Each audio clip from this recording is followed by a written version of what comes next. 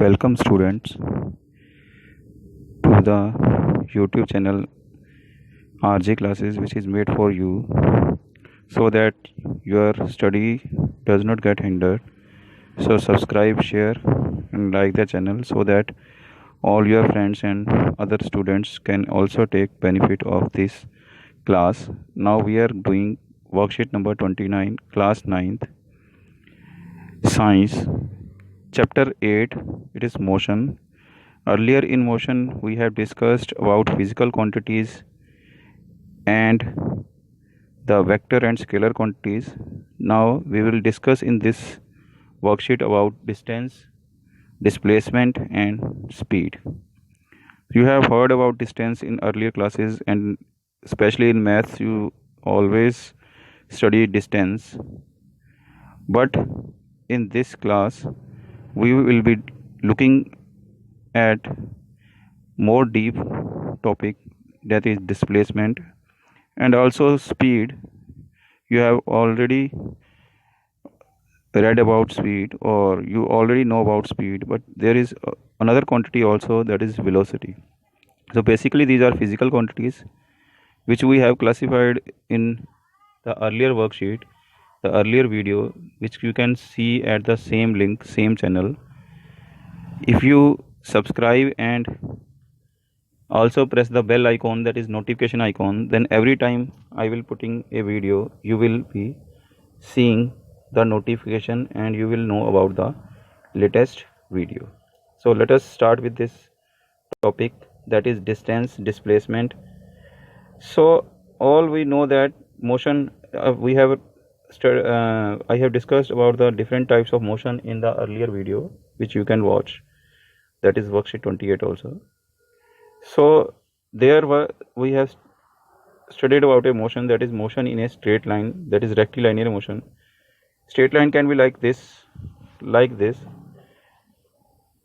means the object is moving in a straight line. So basically the object is moving in a straight line, not in a circle, not to and fro motion. We have studied about three motions, their oscillation, circular motion, and the third one, the first one actually was,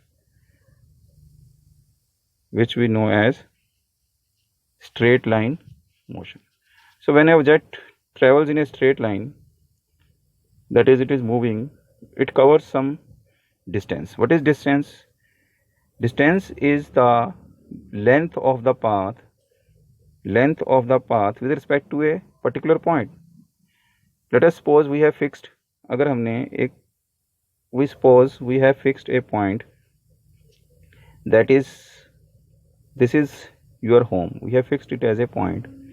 So from home, if we are measuring the distance, it can be a school. So the length of path is known as distance. Also we can go to school like this. From home, there is, you think there is a market, we go to market, then we go to school. The length of this whole path, the path you are seeing, is distance traveled by the body. Now this is also distance from home to school, and this is also distance when we are going from market. So what is the difference between these? This we will study in this worksheet. So distance is the length of path traveled by a body. For example, here it is given in a triangular form. You can see, let me zoom it for you, make it bigger. For example, you see this is a boy or a girl starting from point A, it goes to point B, that is 3 meter, and then it goes to point C, that is 4 meter. So distance, the length of path traveled by the boy or girl or anybody is, in this diagram, is 7 centimeter. But if we see the straight line distance of A and C, that is only 5 meter. If you apply Pythagoras theorem, I think you have studied till now the Pythagoras theorem in maths, you will find that the distance, actual distance is only 5 meter, straight line distance, but it is going from A to B and B to C. So path traveled, length of path traveled by the object, your body, from A to C can be 7 meter. It can be also higher. How? If it travels, A travels to this, then goes to this point, then goes to distant point. Let us suppose this is 3, this is 4, and this is 7. Then the distance will be 3 plus 4 plus 7, that is 14 meter. So distance is the length of actual path traveled by the body. But straight line distance between, straight line distance where we define the direction is straight line. Straight line distance between 2 points is displacement. How you find distance or displacement? You have a reference point. Let us suppose I have given you home, or here it is point A. From this point we measure the distances, the lengths of the paths. The length of the shortest path is displacement, because ultimately if we see at the last it was at point and A, and in the last it is at point C. So the straight line distance between A and C is 5 meter, which is displacement. Displacement will be straight line distance between the final position and initial position, but distance will be the length of actual path she or he or any object has moved. So the distance does not need any direction. Distance does not need any direction, but so it is a scalar quantity. Length of actual path, I have told you length of actual path. For example, this triangle has been made 3, 4, no 3. Let me make it more clear for you. Suppose it is your home, it is your school here, and you can go to school. This is straight line distance, which is actual distance, that is so let us suppose 2 or 5 kilometer. It is 5 kilometer, but you go to market, that is 3 kilometer. Then you go to school, which is 4 kilometer from the market. So distance traveled by you is, actual path taken by you is 3 plus 4, 7 meter. Distance is 7 meter, but actual distance between final position, that is school, and initial position home is only 5 kilometer. This is straight line distance, which is displacement. So displacement done by you is only 5 kilometer, that is from final position to initial position, the difference between the final and initial position. But distance traveled may be 7 kilometer. It can be more than the displacement. It can be equal to displacement if we travel on this way. If you take this way, so let's suppose this is 3 kilometer temple, then you go to some another point, friend house, your friend's house, that is 4 kilometer, and from friend's house is 7 kilometer, school is 7 kilometer. Then it will be 3 plus 4 plus 7, 14 kilometer distance, but displacement still will be the difference between initial positions and final position, length of path of initial position and final position, which is 5 kilometer. So displacement can be less than distance or equal to distance. It cannot be more than distance. So displacement always needs direction. You have to specify direction, in which direction you are going. So displacement, what is displacement? Shortest distance between initial position, I have told you here it is A and B. For example, home and school I have told you. So it is, you will be getting my point. Both are measured in meter. Distance is always positive because it is always added, and cannot be zero, because if we have moved, so distance cannot be zero. It is always added, it is not subtracted. But displacement can be zero. How it can be zero? It is position A, position B, position C. Let us suppose I go to position A, to C, to B, then again to A. You come back to home. So your initial position is also A. Your final position also becomes A. So displacement, the length of straight path, between initial and final position is 0, but distance traveled is AC plus BC plus PA, because it is length of actual path traveled. But in displacement we see final and initial position. If final and initial position is same, then displacement will be 0, but distance traveled will be the length of actual path traveled. SI unit of both is same, only difference is this: displacement is a vector quantity because it needs direction, whereas distance is a scalar quantity because it does not need any direction. It is always added irrespective of direction. It is always added. It is always the length of actual path traveled. Okay, so I think you get my point. Displacement can never be it can be positive, negative or 0. How displacement can be negative? If we take direction, this direction as positive, then this direction will be negative. So displacement can be negative. If the object travels to same point, then displacement is 0 because there is no difference between initial and final position. So because displacement is dependent on magnitude as well as direction, so it is a vector quantity. In similar way, you can see speed. Speed you already know, it is measured in meter per second or kilometer per hour. It is the distance traveled in a particular time, in a given time, per unit time.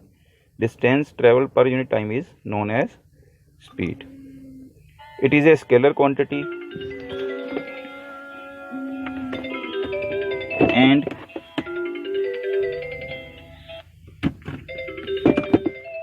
so the next we will see in the next video, the part 2. Wait for that. I hope आपको distance और displacement अब clear हो गया होगा. Basically अगर आपको importance देखी जाए एग्ज़ाम में, तो आपसे पूछा जाता है कि डिस्टेंस और डिस्प्लेसमेंट में डिफ्रेंशिएट कीजिए आप. तो ये पॉइंट्स आपसे पूछे जाते हैं, तो सिंपल आपको बताना है. डिस्टेंस जो है सबसे बेसिक आपका आएगा इनका डेफिनेशन. डिस्टेंस जो है, distance is length of actual path travelled by the body. Length of actual path, जो पाथ वो बॉडी ले रही है, जिस रास्ते से वो बॉडी जा रही है, उसकी जो लेंथ है वो है distance.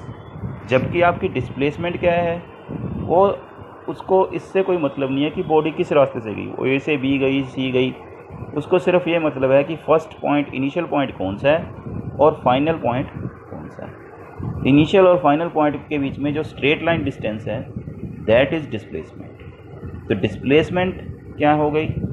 It is shortest distance between the initial position and final position of an object. The distance is the length of actual path traveled by the object. Actual path, अब वो चाहे A से C जाते वक्त, कोई object A से C जा रही है, तो वो हो सकता है पहले B पे जाए, उसको काम है, फिर वो D जाए, फिर वो C जाए. तो ये पूरा पाथ जो है, इसकी जो लेंथ है, that is distance travelled. But actual जो शॉर्टेस्ट डिस्टेंस है वो तो ये है. अगर ये सीधा यहाँ जाए A से C, तो शॉर्टेस्ट डिस्टेंस तो ये है. तो दिस इज़ डिस्प्लेसमेंट. डिस्प्लेसमेंट में हम इनिशियल पोजीशन और फाइनल पोजीशन देखेंगे. अगर उनके बीच में कोई शॉर्टेस्ट रूट है, जो उसकी जो लेंथ होगी, that is displacement. But distance में हम एक्चुअल पाथ देखेंगे, वो कहाँ से कहाँ तक गई. अगर वो स्ट्रेट जाएगी शॉर्टेस्ट रूट पे, तो डिस्प्लेसमेंट और डिस्टेंस इक्वल होंगी.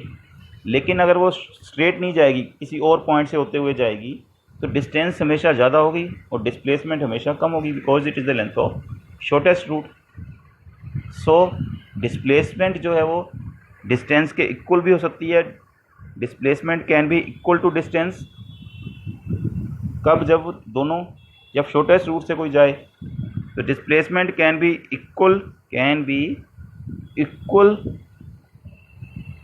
डिस्प्लेसमेंट में कैन बी इक्वल, किसके इक्वल? टू डिस्टेंस और लेस देन डिस्टेंस. या तो वो शॉर्टेस्ट रूट से जाएगी कोई भी चीज़, कोई भी ऑब्जेक्ट, कोई भी बॉडी, या फिर वो कहीं से घूम के जाएगी. तो डिस्टेंस तो वो पूरी टोटल लेंथ ली जाएगी. डिस्प्लेसमेंट पर होगी फाइनल पोजीशन और इनिशियल पोजीशन में जो शॉर्टेस्ट रूट की लेंथ है, तो वो शॉर्टेस्ट रूट से जाएगी तो डिस्टेंस और डिस्प्लेसमेंट सेम होगी, लेकिन अगर शॉर्टेस्ट रूट से नहीं जाएगी तो डिस्टेंस हमेशा डिस्प्लेसमेंट से ज़्यादा होगी। Distance can never B less then displacement. दूसरा, डिस्टेंस कभी जीरो नहीं हो सकती। अगर कोई बॉडी चल रही है तो उसकी डिस्टेंस जीरो नहीं हो सकती, क्योंकि डिस्टेंस में हम डायरेक्शन को कंसीडर नहीं करते किस डायरेक्शन में जा रही है। कहीं भी जाए, वापस आए, घूम के आए, वापस यहाँ आ जाए। मान लो ये ऐसे बॉडी गई ए से बी, बी से सी, फिर सी से ए आ गई यहाँ पे वापस, तो डिस्टेंस क्या होगी? Length of actual path A B plus B C plus C A. But displacement क्या हो जाएगी? डिस्प्लेसमेंट को देखना है initial position A, final position वापस ही वहीं आ गई ए, तो there is no change in position. तो पोजीशन में कोई चेंज नहीं आया, तो इसलिए डिस्प्लेसमेंट क्या है? ज़ीरो। लेकिन डिस्टेंस ट्रेवल्ड, कोई डिस्टेंस तो गई थी, डिस्टेंस ट्रेवल्ड होगी, जो पाथ उसने ट्रेवल किया उस पूरे पाथ की लेंथ होगी distance. Distance can never B zero, displacement can B zero. कब जीरो होगी डिस्प्लेसमेंट? जब ऑब्जेक्ट उसी पॉइंट पे जहाँ से वो स्टार्ट हुई थी उसी पॉइंट पे वापस आ जाए, तो डिस्प्लेसमेंट जीरो हो सकती है, डिस्टेंस जीरो नहीं होगी। डिस्प्लेसमेंट नेगेटिव भी हो सकती है, क्योंकि हम उसमें डायरेक्शन लेते हैं। अगर इस डायरेक्शन को पॉजिटिव मानेंगे तो दूसरी डायरेक्शन क्या हो जाएगी? नेगेटिव भी हो सकती है। लेकिन डिस्टेंस नेगेटिव नहीं होगी। डिस्टेंस में तो पूरा पाथ लेंगे हम, उसकी लेंथ लेंगे जो भी वो ट्रेवल कर रहा है। तो ये आपने देखना है। तो अगर इसका मतलब डिस्प्लेसमेंट में है, डिस्टेंस में हम डायरेक्शन नहीं देखते, किसी भी डायरेक्शन में जा, कहीं से भी घूम के जाए, पूरे पाथ को ऐड करते हैं, उसमें सारा पॉजिटिव होगा, कोई भी चीज़ नेगेटिव नहीं, सब ऐड होंगे उसमें, जितना भी वो लेंथ ट्रेवल करेगी। तो इसलिए डिस्प्लेसमेंट, डिस्टेंस में डायरेक्शन को नहीं देखा जाता। तो डिस्टेंस में जब हम डायरेक्शन को नहीं देखते, जैसे आप जीपीएस पे चलते हो, आपको उसमें तो डायरेक्शन दिखाता है, move, go 100 meter, then move right, then after 100 meter move again left, इस तरह से बताता है। तो वो डिस्प्लेसमेंट है आपकी। अगर डिस्टेंस हम देखेंगे तो डिस्टेंस में कोई डायरेक्शन नहीं बतानी, उसमें तो हम सिंपल हो सकते हैं, my home is 2 kilometre away from my school, तो वो तो डिस्टेंस है, हम पाथ की लेंथ बता रहे हैं। अगर कोई घूम के जाए तो 20 भी पड़ सकता है, या हम पूरा पाथ घूम के जाएं, तो लेंथ ऑफ एक्चुअल पाथ होगी वो डिस्टेंस। डिस्टेंस को डायरेक्शन की जरूरत नहीं है, distance is a scalar quantity जहाँ डायरेक्शन नहीं चाहिए। डिस्टेंस का यूनिट एसआई यूनिट मीटर है, ये हमने पढ़िया। लेकिन अगर डिस्टेंस फाइनल पोजीशन और इनिशियल पोजीशन के बीच में शॉर्टेस्ट जो डिस्टेंस होती है, that is displacement. Displacement vector quantity है, ये डिफरेंस है उनमें, डिस्टेंस और डिस्प्लेसमेंट। डिस्प्लेसमेंट जीरो भी हो सकती है, डिस्प्लेसमेंट नेगेटिव भी हो सकती है, डिस्प्लेसमेंट पॉजिटिव हो सकती है। एक इसमें जो नहीं दिया आपको, वो आपको मैंने बताया पॉइंट कि displacement can be less than distance और equal to distance, it can never be more than distance because it is shortest route. Now let us come to speed. What is speed? आपने ये पहले भी maths में आप सीखते आ रहे हो। स्पीड आपकी हम कैसे मेजर करते हैं? आपको बहुत बार बोलते हैं कि वो बहुत तेज़ स्पीड से दौड़ रहा है, बहुत कम स्पीड से दौड़ रहा है, कैसे पता लगता है? जब आप एक ही टाइम में देखोगे कि कोई ज़्यादा डिस्टेंस ट्रैवल कर रहा है, कोई कम कर रहा है, एक ही टाइम में। मान लो हम देख रहे हैं कि 1 घंटे में कौन कितनी डिस्टेंस ट्रैवल कर रहा है, तो अगर 1 घंटे में कोई 10 किलोमीटर मूव कर गया अपनी पोजीशन से, 10 किलोमीटर उसने एक पोजीशन से दूसरी पोजीशन चला गया, डिस्टेंस ट्रैवल करी, तो इसकी स्पीड होगी 10 किलोमीटर पर आवर। और दूसरा, मान लो उसी 1 आवर में 15 किलोमीटर ट्रैवल कर गया, किसी भी 1 आवर में, तो इसका मतलब ये ज़्यादा तेज़ दौड़ रहा है और ये कम तेज़ दौड़ रहा है। कैसे मेजर किया हमने? डिस्टेंस ट्रैवल्ड पर यूनिट टाइम। मान लो कोई चीज़ 5 घंटे में, 5 आवर्स में 300 किलोमीटर जाती है, तो 1 आवर में कितना जाएगी? ये तो आपको छोटी क्लास में मैथ्स में आता होगा। 300 डिवाइडेड बाय 5, इसका मतलब 60 किलोमीटर जाएगी 1 आवर में, that is 60 kilometre per hour. तो ये होगी उसकी स्पीड। तो स्पीड कैसे निकाली जाएगी? Speed is distance covered bye a body, distance covered by an object per unit time is called speed. Speed में भी डायरेक्शन नहीं होती, it is a scalar quantity. जो आप स्पीड को मेज़र करने के लिए आपकी उसमें जो गाड़ियों में लगा होता है या बाइक किसी भी उसमें लगा हो, इसको बोलते हैं स्पीडो मीटर।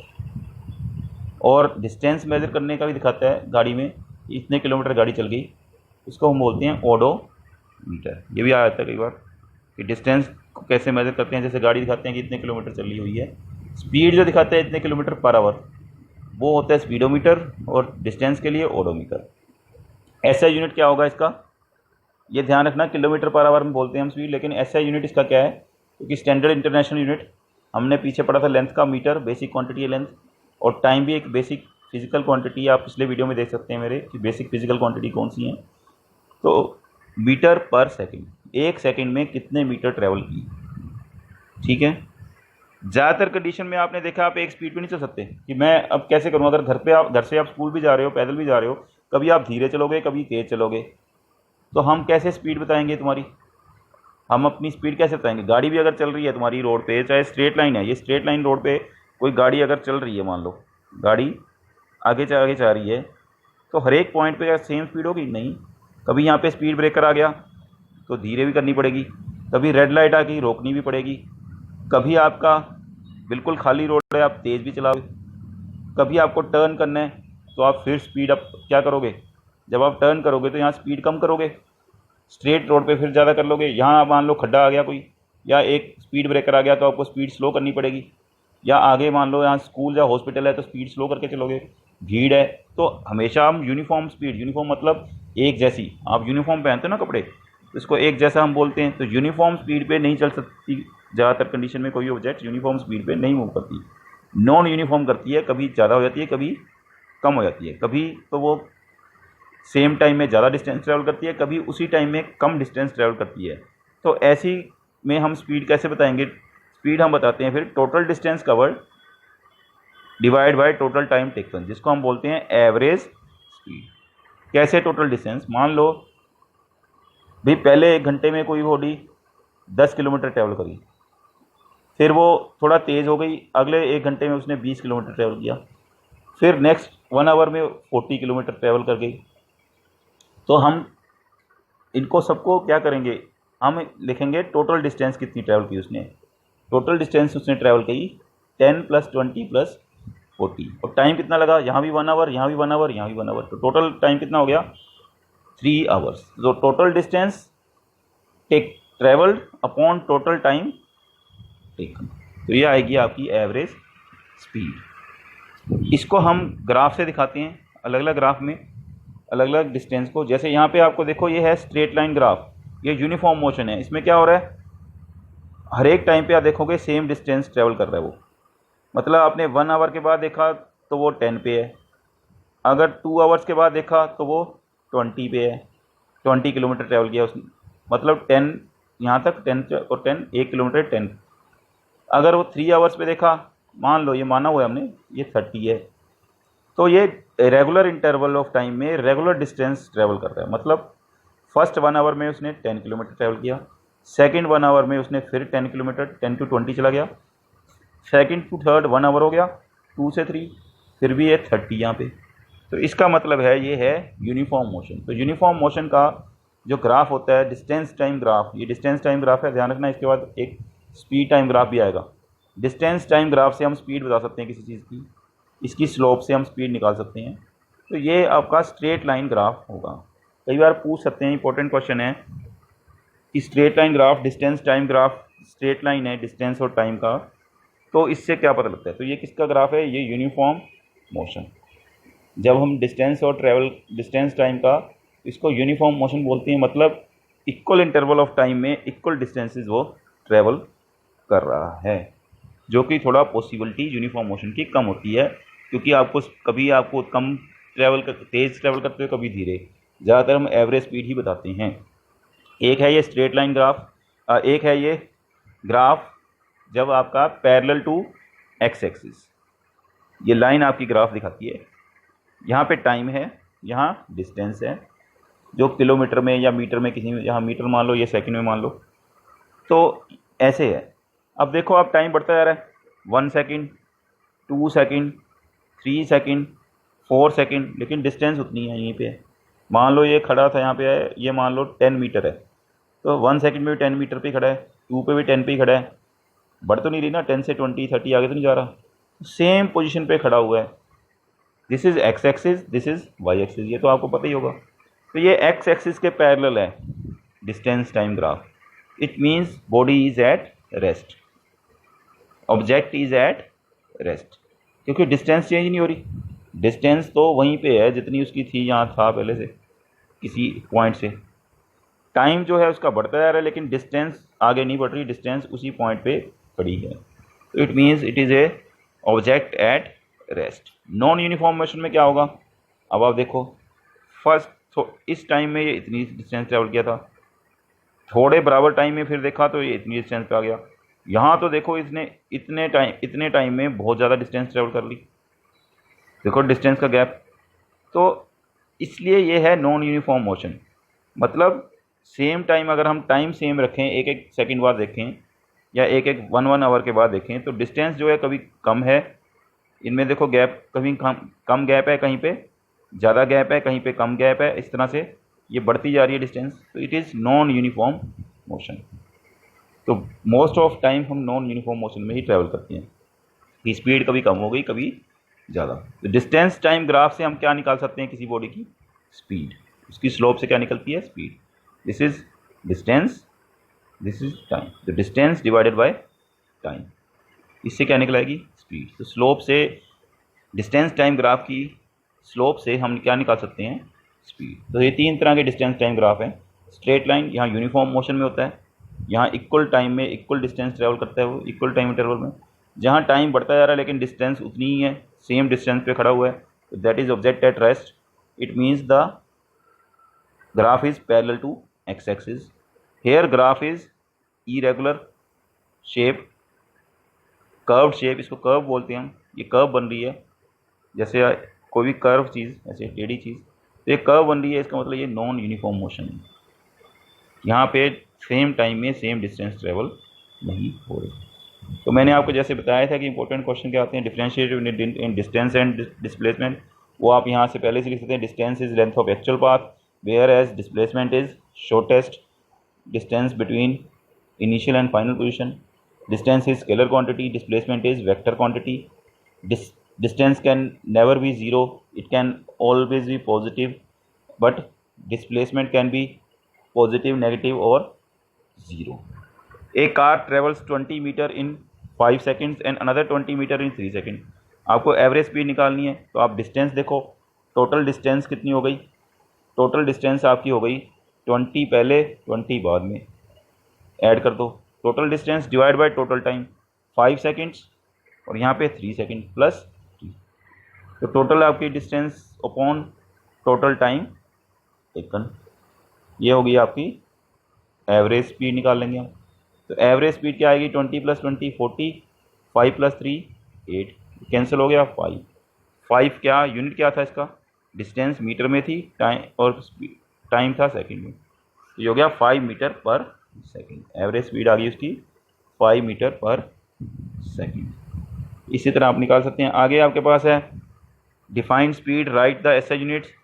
तो what is speed, speed is distance covered by an object per unit time is known as speed. SI unit इसका मीटर पर सेकंड है, कॉमन यूनिट यूज़ करते हैं हम गाड़ियों में या किसी भी चीज़ में, किलोमीटर पर आवर। फिर आता है in the given distance time graph, आपको 3 जो ऑब्जेक्ट दिए हैं, कौन सी फास्टर मूव कर रही है, कौन सी तेज़ मूव कर रही है। तो स्पीड कैसे पता लगेगी, जो कम टाइम में ज़्यादा डिस्टेंस ट्रेवल करे। तो आप टाइम देखो इसका, जैसे ए का हम देखें यहाँ पे ऐसे, स्टार्टिंग तो सेम है, यहाँ से आप एक लाइन खींचो तो ए जो है उसकी डिस्टेंस तो बहुत ज़्यादा है, यहाँ से इतनी डिस्टेंस ट्रेवल कर दी उसने इतने टाइम में। सेम टाइम में बी यहाँ पे है और सी भी सेम टाइम पे स्टार्ट होके यहाँ पे है, तो सबसे ज़्यादा डिस्टेंस किसने ट्रैवल की, ए ने। टाइम तो सेम है यहाँ से तीनों का, लेकिन सेम टाइम में बी तो यहीं तक पहुँचा है, सी यहाँ तक पहुँच गया और ए इतनी दूर पहुँच गया यहाँ से। तो सबसे ज़्यादा ट्रैवल फास्टर कौन कर रहा है, ए। तो आप आई होप समझ गए होंगे ये। आप इसको सब्सक्राइब कीजिए, शेयर कीजिए, लाइक कीजिए और एक बेल आइकॉन दबा देंगे तो आपको जब भी कोई वीडियो अपलोड होगा तो उसमें नोटिफिकेशन मिल जाएगी। अपने दोस्तों को शेयर करेंगे तो ये आपका और ऊपर आपको दिखाई देंगे वीडियो सारे, और दोस्तों का भी फ़ायदा होगा, आपके रिलेटिव्स का भी फ़ायदा होगा, आपकी क्लास के बच्चों का भी फ़ायदा होगा। तो थैंक यू।